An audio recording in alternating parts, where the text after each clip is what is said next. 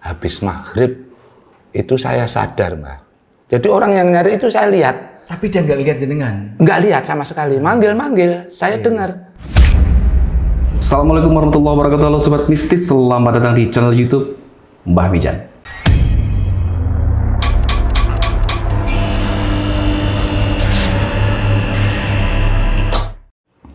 Alhamdulillah, wassallallahu warahmatullahi. Podcast kali ini memang Mbak bikin suasananya sangat mistis, guys. Jadi buat teman-teman semua, simak baik-baik, no skip, dan jangan cengengesan. Karena di depan saya ada sosok senior saya, guru saya, sahabat saya, yang ilmunya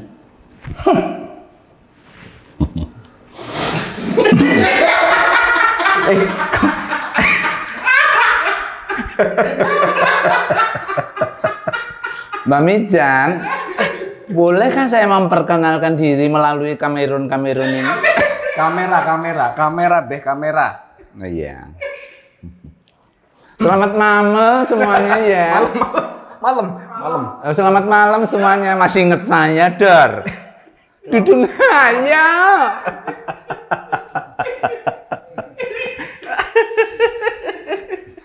Saya Tepung kenal sama Mbak Mijan itu udah sangat lama. Kita pernah satu kali di pembuatan film ya, Mbak ya? Pernah, Mas. Film apa ya dulu? Film apa? Judulnya apa tuh waktu itu? Judul. Cipali KM1. Cipali KM182. Iya. Mas Dudung Hayo waktu itu jadi siapa? Nanti dulu saya. Kalau lupa pulang. Iya, saya kayaknya waktu itu jadi kecil sih, peranan kecil. Saya cuma jadi apa sih itu yang beresin di kantor itu. Apa sih namanya yang bersih-bersih itu? Iya. Jadi kan waktu itu di peran itu nemenin si Dodit gitu. Dodit Mulyanto. Saya jadi peran kecil, jadi yang bersih direktur apa itu? Iya. Office boy, guys. Office boy. Mas Dudung. Iya. Sehat. Alhamdulillah. Apa itu? Sehat. Oh, sehat. Iya. Ini kan sebelumnya kan siapa ya?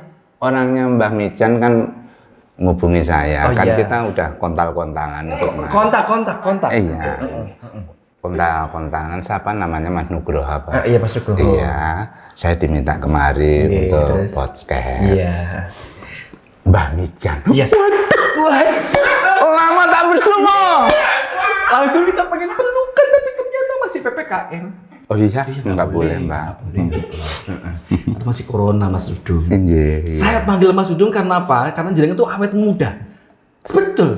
Saya dulu waktu masih kecil, Mas. Iya. Itu nonton pertama kali tahu siapa namanya Mas Hayo. Dudung Hayo. Oh, Dudung Hayo ya? Iya. Itu di Warkop. Oh, tahun pinten kira-kira? Karena waktu itu saya nontonnya luar biasa, lebih gila lagi. Iya. Kenapa? Saya datang ke sebuah acara hajatan. Iya. Di situ memplay sebuah video. Iya. Di acara hajatan nonton video filmnya Warkop.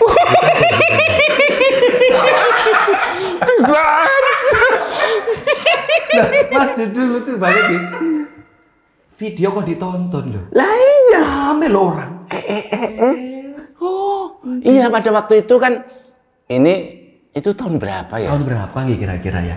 Wah itu udah lama banget. Karena jenengan tuh itu. masih ganteng luar biasa. Sekarang?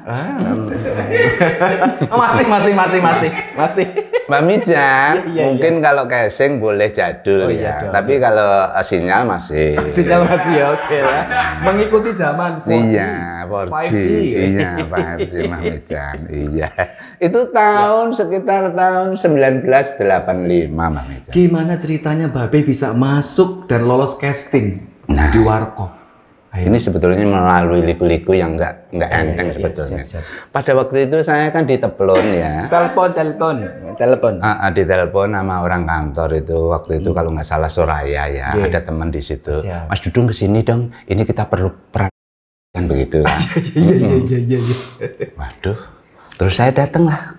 Ini casting dulu yang. Oh saya kalau di casting saya nggak mau. Ya enggak, maksudnya profil dulu aja. Itu pada saat saya masuk ke kantor, itu ada kalau sekitar 50 orang nungguin. Ini tahu-tahu kok saya. Ini pada ikut casting. Pada ikut casting, nungguin gilirannya. Ini saya datang langsung masuk ke kantor. Mas Dudung, nanti saya bilangin nama yang yang berkompeten di sini. Kalau memang cocok, nanti Mas Dudung saya telepon lagi besok kontrak. Oke, saya pulang. Jadi mungkin pada itu tadi siapa ya? Ya itu. Di hari kedua saya datang lagi, ternyata saya dipanggil untuk kontrak, Mbak Pijan. Artinya udah setuju, oke gitu. Begitu saya keluar itu tadi yang masih itu lebih banyak lagi yang casting ini. Udah kena itu, peran kita udah kena itu.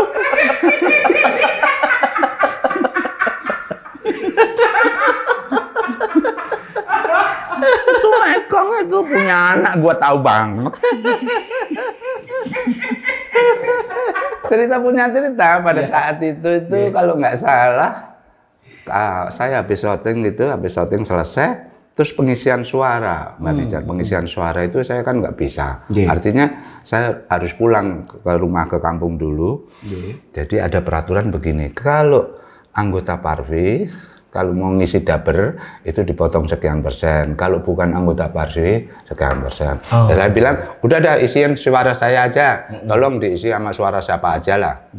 Ternyata saya dibel lagi. Mas Dudung segera kembali isi suaranya sendiri. Karena ini dubber sak Indonesia ora iso ngisi suara Bandini.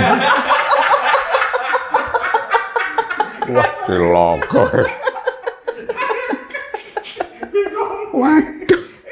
Saking bedanya, saking uniknya, saking anehnya mungkin. Lah, saya malas-malesan karena honorir entek, Mas.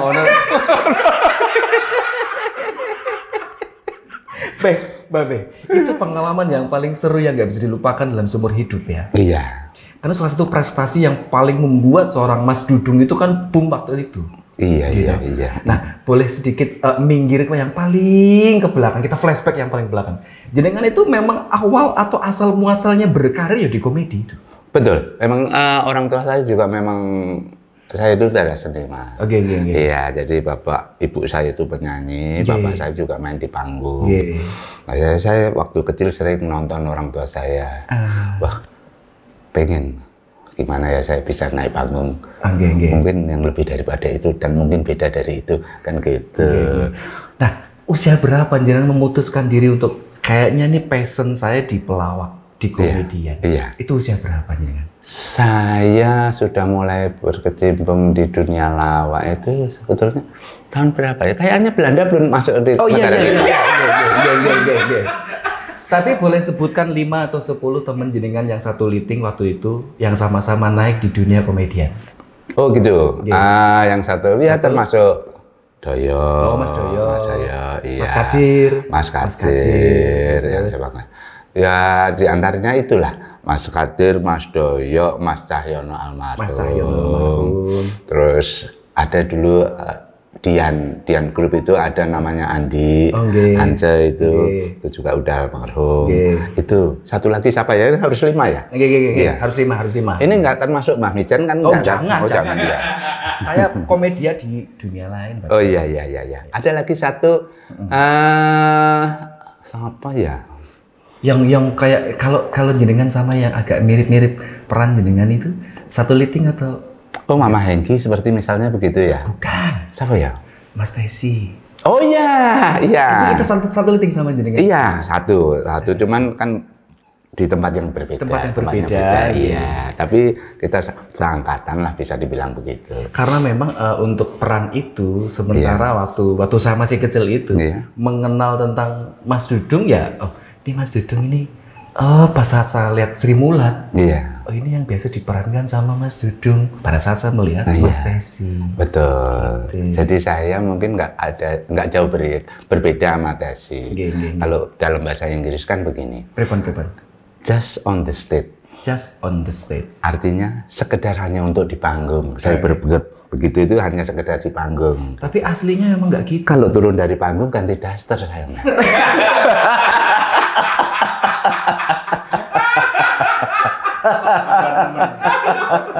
Ya enggak Mbak, kalau turun dari panggung ya udah kembali asalnya lagi cowok. Oh, lagi sekali dong saya. Tanya terus dong.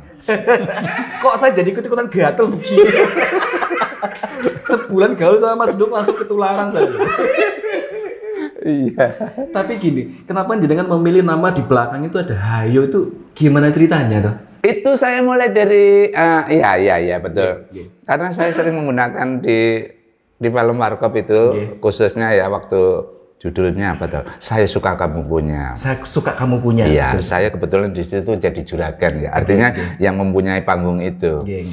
Oh, kamu nggak ngerti peraturan sini ya? Ayo, gitu kan?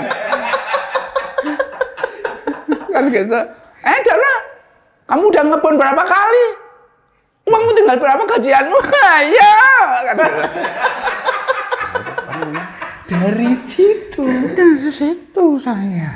Tapi memang gini Mas, ketika orang mencari karir itu butuh cap di belakang. Betul. Agar semua orang itu mengenal. Ya. Gak gampang lupa. Betul. Jadi kan sukses membuat nama Dudung. Terima kasih Pak Meja. Terima kasih. Masih diingatkan. Pemirsa ini, Mbah Mijan juga ikut ngingetin ya. Mas Dudung, saya sangat luar biasa sekali kedatangan jenengan. Ada satu hal yang pengen saya kulik dari seorang Mas Dudung. Bagaimana lika-liku menjalani dunia komedian dari zaman dulu sampai ke zaman milenial. Karena menurut saya, Mas Dudung itu adalah tokoh legendaris di dalam dunia komedi yang sudah lintas generasi. Susah senangnya jadi komedian niku pun. Oh iya. Kalau zaman dulu deh, Zaman dulu itu kita masih antar panggung ke panggung. Dan waktu itu kita kalau di panggung-panggung itu nggak seperti yang sekarang ini. Karena dulu kadang-kadang hujan di panggung itu sandiwaranya nggak jadi main. Misalnya main pun juga apa yang kita dapat itu nggak gimana ya? Ada dua alternatif. Mau makan apa mau ngerokok? Serius itu? Kalau mau makan, nggak ngerokok. Kalau mau beli rokok ya nggak bisa buat makan, kan begitu. Saking kecilnya. Nah, kalau sekarang udah beda, Mbak. Dulu pertama kali Mas Dudung manggung. Dan dikomersilkan. Dapat berapa cuan Mas? Malu. Loh, soalnya kan jawaban jenengan tadi kalau nggak milih makan. Atau milih rokok. Kan berarti saking mini. Iya betul.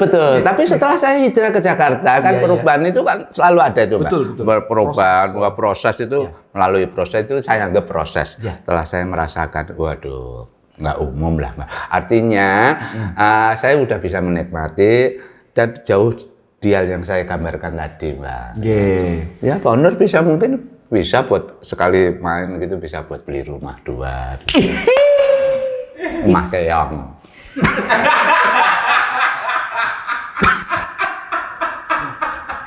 Ada tisu nggak saya ini? Tisu Jamal tisu sih. Saya tuh ngobrol sama Mas Dudung kok basah atas bawah gitu.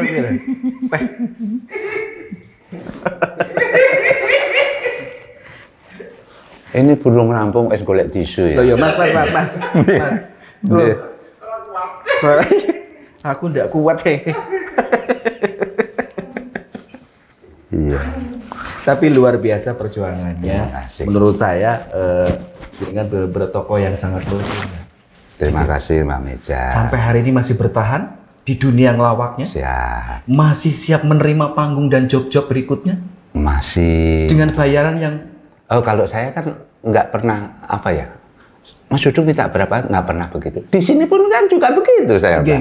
Saya kan nggak tahu nanti mau dikasih sama Mbak Mijan berapa. Yang penting kan saya udah tahu Mbak Mijan rumah saya itu kan di Jawa Timur.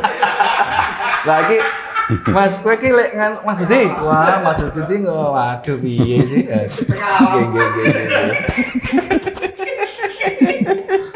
Mbak Mijan, saya kan menerima itu misalnya ada artinya apa itu ya? Jadi kan ada banyak sekali lika-liku dari seorang komedian. Betul. Ada yang tahu-tahu muncul tapi tahu-tahu tenggelam dan sebagainya. Nah kalau buat saya Mas Dudung itu kan masih bertahan sampai sekarang. Iya. Berarti kan masih terus menjaga dunianya, hobinya sampai sekarang masih manggung. Ya, mungkin karena di tengah corona aja. Iya, ini ada. Jenengan itu sangat santai. Iya. Nah, kalau enggak kan off airnya, Mas Dudung itu off air. Bisa sebulan itu sama sekali enggak, Mbak.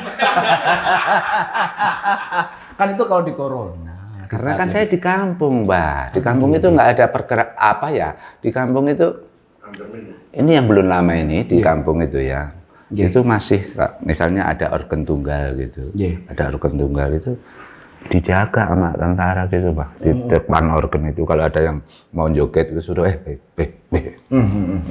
Nah, dan orang yang jagong itu apa ya? Duduk. Datang ke situ. Itu udah disiapkin makannya, Mbak. Makanan nggak bisa dimakan di situ, dibawa pulang. Pada saat itu, sekarang udah enggak sekarang. Udah enggak lah ya. Iya, udah. Tapi ngomong-ngomong, kalau sekarang misalnya ada orang yang mengundang jenengan untuk tampil di acara-acara apapun itu, memang untuk profesi komedinya, itu kira-kira tarifnya berapa, Mas?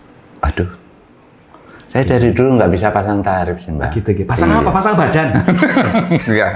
Pokoknya ya gimana menghargai kita lah. Oh, ini Mas Dudung ini cukup dah sekian gitu. Saya biasanya nggak terima uang rupiah, Mbak. Dolar saya. Dolar ya. Oh iya. Oke. Tadi saya tertarik dengan cerita bagaimana keluh kesah atau mungkin cerita pilu jadi seorang komedian yang nggak selalu happy. Kan gini, Mas, rata-rata orang kalau sudah ngomongin depan kamera, sosok pelawak kalau depan kamera itu lucu. Iya. Tapi sebetulnya kalau di belakang kamera itu kan ini kontrakan udah hampir habis. Nangisnya pelawak itu masih lucu loh, guys. Ya? Tidak dilarang untuk ketawa. Oke. Nggak usah diterusin, nanti pemirsanya ikut sedih. Iya. Gimana? Gak apa-apa sih Kak, kalau mau ceritain, Mas. Enggak, nih sekarang sudah zamannya udah berubah ya, karena pandemi ini aja, Mbak. Kalau normal lagi ya insya Allah. Ya. Perubahan apa yang jenengan alami, karena saya tadi bilang bahwa jenengan itu lintas generasi. Perubahan apa yang jenengan alami, perjuangan jenengan di tempo lalu dengan perjuangan jenengan di masa kini. Apa yang berubah, apa yang paling membuat jenengan tuntutan nyaman itu bergulir sekali. Iya. Karena sekarang zamannya udah nggak seperti dulu kan ya gitu. Sekarang komedian banyak yang lahir komedian baru dan tuh cerdas mereka. Cerdas. Iya. Betul sekali. Nah, untungnya saya juga masih punya ciri khas. Artinya kalau sekedar mengingatkan, oh ini pelawak dulu ini ya. Kan begitu kan ya, Pak. Betul. Jadi saya juga nggak takut sih artinya. Karena kan gini, ada satu pengalaman ketika saya bicara dengan Mas Dudung. Pengalaman saya waktu kecil nonton Warkop. Ternyata itu diulang kembali terus di TV nasional. Iya. Makanya sampai hari ini pun saya nggak kehilangan siapa Dudung Hayo itu. Terima kasih, Mbak Mijan. Mbak Mijan ini mewakili penggemar saya yang ada di luar sana, betul ya, Mbak ya? Betul. Coba Mas Dudung punya komunitas penggemar atau sebutan buat penggemar siapa? Hayower atau? Oh, belum sampai R, Mas. Oh, belum sampai. Iya, Mbak, belum sampai R. Kita nggak punya memang. Tapi saya yakin penggemar saya masih banyak di luar sana. Masih sangat banyak. Iya. Betul, luar biasa. Orang saya aja tetap kalau ketemu, ini memang legend nih gini memang. Nggak ada kaca, Mbak. Saya cuman yang satu aja, Mbak. Kenapa saya lahirnya buru-buru gitu? Nah, terus. Artinya kan kalau lahirnya ya mungkin saya masih umur belasan atau itu kan lebih perkasa. Sekarang kan saya udah begini keadaannya. Orang bilang udah mengatakan saya itu sudah bisa dibilang kaum manual. Kaum manula. Tapi kan yang penting tuh sinyalnya. Anjing, Mbak. Iya. Untung dibantu wifi sini ya tadi. Tapi selain melawak, jenengan juga ada bisnis lain di luar dari profesi jenengan itu? Nggak ada sama sekali, Mbak. Murni saya. Murni istri saya, Mbak. Oke. Iya. Artinya murni mengabdikan diri ke dunia lawak, nggih? Iya, saya murni dunia lawak. Iya, saya juga heran sama diri saya sendiri. Lah ya saya heran. Jadi kalau Mbah Micen itu saya wah ditinggali kameramennya neng di tuan nih. Semi. Wes jalan semua sendiri. Otomatis ini. Otomatis sama. Iya. Gitu. Iya, zamannya dulu kan nggak model begini toh, Mbah. Zamannya dulu waktu saya syuting itu kan sendiri-sendiri, audionya ngisi sendiri, pakai tape kecil itu. Iya. Terus nanti itu sendiri-sendiri. Ini kan apa ini versinya? Udah otomatis. Iya. Luar biasa. Ada sesuatu hal yang ingin disampaikan ke generasi muda khususnya pelawak. Saya yakin pelawak seperti yang tadi saya bilang yang muncul sekarang ini, waduh mereka cerdas dan bisa. Artinya menyiapkan materi-materi yang akan dibawakan itu udah sangat lihai, udah sangat pandai. Nah itu saya yakin itu. Yakin ya? Iya yakin. Cuman mungkin begini ya. Nah, kalau dulu itu ada antar pelawak gitu ada satu wadah gitu untuk kita saling bersilaturahmi, saling ketemu, saling sharing gitu. Nah ini yang perlu dikuatkan di situ. Dan sekarang kan ada paski nih. Paski, iya. Saya masuk di paski. Seperti saya gambarannya begini loh Mbak Micen. Itu ada di suatu tempat itu ada yang jual buah. Ini jejer-jejer nih. Mereka masing-masing jual buah ini jejer-jejer. Itu kok nggak merasa tersaingi kan begitu? Nah itu maksud saya begitu gitu Mbak. Jadi tidak ada gap gitu? Nggak ada gap gitu. Ya udah. Oh kalau mau cari buah di sana di jalan itu buah semua itu kan begitu. Oh kalau mau cari dagelan di sana itu di kampung sana. Rumahnya di sana, tempatnya di sana. Iya. Tinggal pilih siapa. Luar biasa. Iya gitu maksud saya. Malu saya jadi. Saya pengen banget ngulik tentang apa itu Mbak? Pengalaman yang mungkin gini nih. Apa yang paling menyedihkan dan apa yang paling menguatkan sampai hari ini? Ya kalau itu sih saling isi sih Mbak. Artinya kita juga punya pengalaman udah jauh-jauh dipanggil ke luar pulau sampai di sana ternyata panitianya ngilang sehingga nggak dibayar. Misalnya begitu, pernah ngalami begitu, tapi itu dulu sekali, sekarang nggak, ya itu kayaknya orang-orang lama, teman-teman saya yang misalnya itu pasti pernah ngalamin juga seperti itu. Iya, jauh-jauh dengan akomodir sendiri, sendiri sampai sekarang malah ditinggal panitia. Iya, nah sekarang udah nggak bakalan itu karena sebelumnya kan pasti udah ada perjanjian yang saling saling menyetujui kan begitu. Sudah ada manajernya. Betul. Nanti untuk teman-teman yang mau calling Mas Dudung di acaranya langsung lewat manajer terbarunya. Lewat terbaru. Betul. Dijamin sempet dulur regane. Wes. Pokoknya bersahabat. Oh yora. Kalau saya cuma bisa jual 10 juta misalnya. Kalau lewat Mbak Micen siapa tahu lebih besar. Oh iya, gitu. Tawarin 50 kalau mau pakai Mas Dudung. Sing nanggap sop.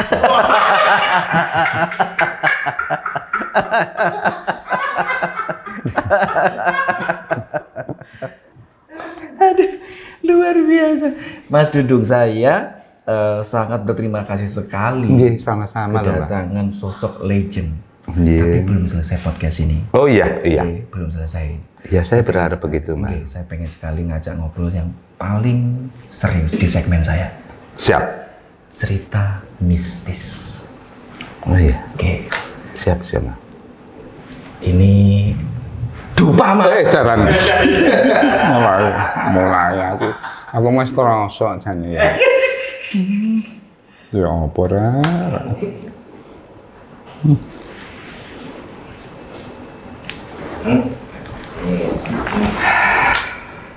Gimana Mas Dudung? Iya. Punya pengalaman mistis apa sepanjang hidup? Yang mistis ya? Yang tidak bisa dilupakan sampai detik ini.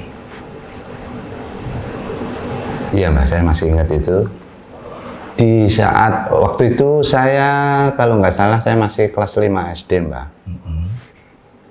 Itu ceritanya saya lagi main-main di bawah pohon anggur gitu. Setelah itu kok kayaknya saya nggak sadar. Nah, dalam keadaan nggak sadar itu berapa lama saya nggak ngerti. Tapi setelah saya agak-agak sadar gitu ada yang nyari saya itu. Saya masih kecil kan dicari itu saya. Itu sekitar jam 3-an, Mbak, setelah jam 3 sore. Jam 3 sore. Sekitar jam 3 sore sampai orang-orang itu saudara-saudara saya, keluarga saya itu nyari baru sekitar habis maghrib itu saya sadar, Mbak. Jadi orang yang nyari itu saya lihat. Tapi dia nggak lihat jenengan? Nggak lihat sama sekali. Manggil-manggil, saya dengar. Tapi mereka, saya cuma begitu aja. Kayaknya nggak keluar suaranya. Dan mereka juga nggak tahu keberadaan saya di sebelah mana itu nggak tahu. Terus saya diketemukan sama saudara saya dalam keadaan nggak sadar waktu itu. Sadar saya setelah dibawa di rumah itu cuman saya bisa dengar, "Nanu, air panas, air panas, air panas." Nah itu kayaknya dibuka mulut saya, disok ini itu, Mbak, dicorin sama air panas itu. Lah itu saya baru sadar berbarengan dengan melocotnya lidah itu.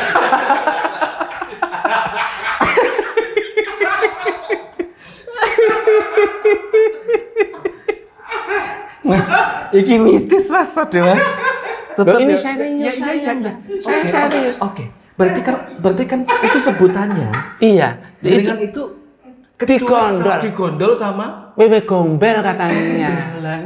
Lah iya, lah itu bener apa enggak saya juga enggak tahu. Gini, kau dari pengalaman saya. Gitu. Iya, Mbak. Itu benar. Oh gitu ya. Gitu. Tapi yang mau saya tanyakan adalah pada saat jenengan bisa melihat orang-orang yang mencari jenengan itu. Iya. Jenengan bisa manggil mereka, tapi mereka nggak bisa nemuin jenengan. Betul. Itu serasa ada di suasana yang seperti apa? Hampakah atau?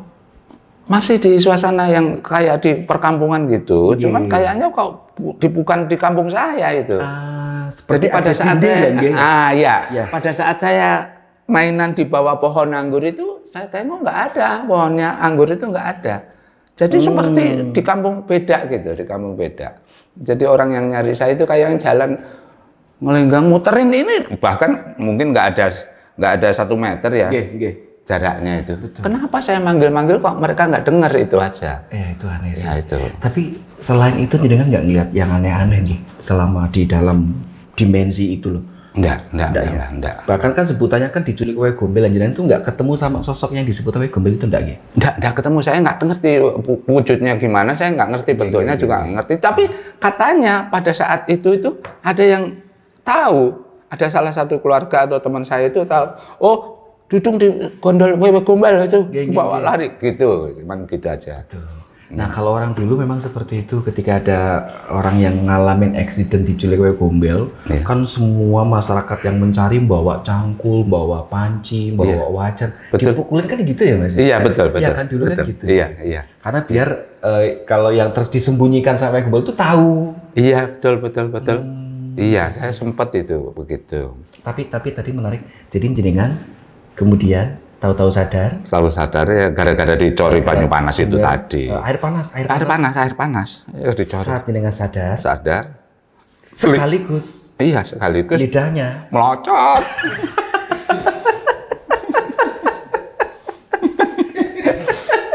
Enggak sadarnya cuma sebentar, melocotnya rong dino.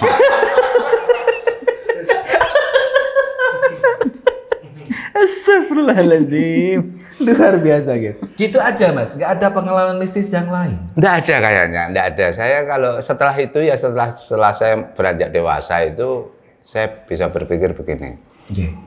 Karena pernah begini Mbak, saya itu rumahnya di Solo dan kerja saya di Jakarta.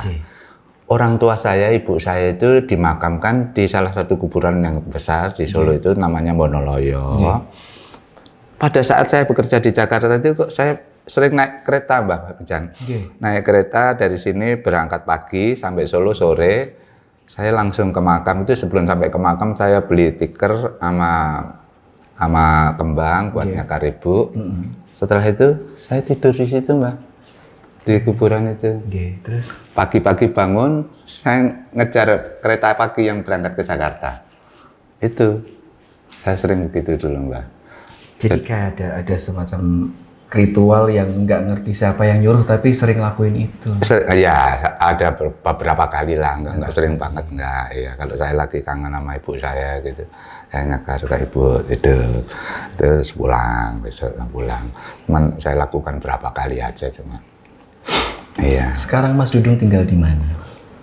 Nah itu kan saya dari dulu nggak pernah bisa tidur di tempat yang sembarangan. Oh, iya, jadi sementara ini saya di Jakarta itu ya tidur di pasar-pasar itu.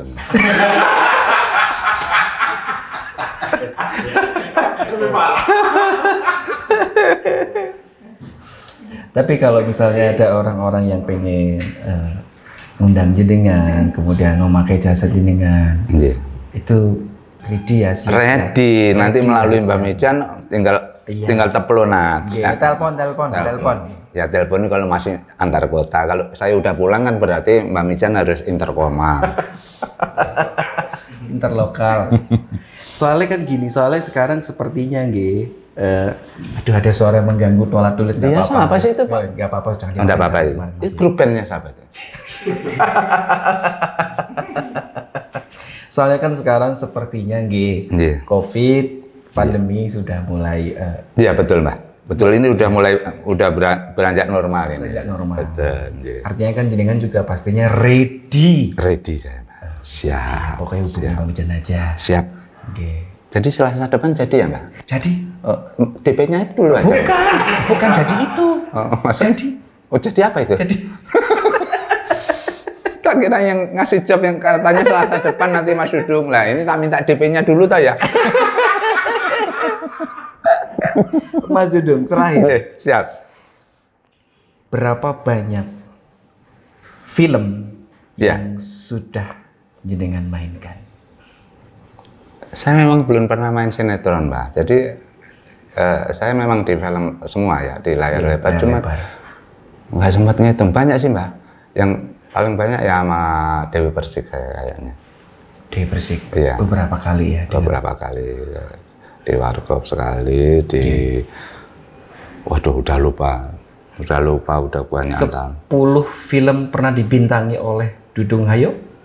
Saya bukan bintangnya, Mbak. Cuman saya mungkin sebagai peran tambahan atau peran pembantu utama gitu. Kayaknya kalau 10 aja lebih. 20? Enggak, maksud saya 10 aja, kalau mungkin lebih satu bisa.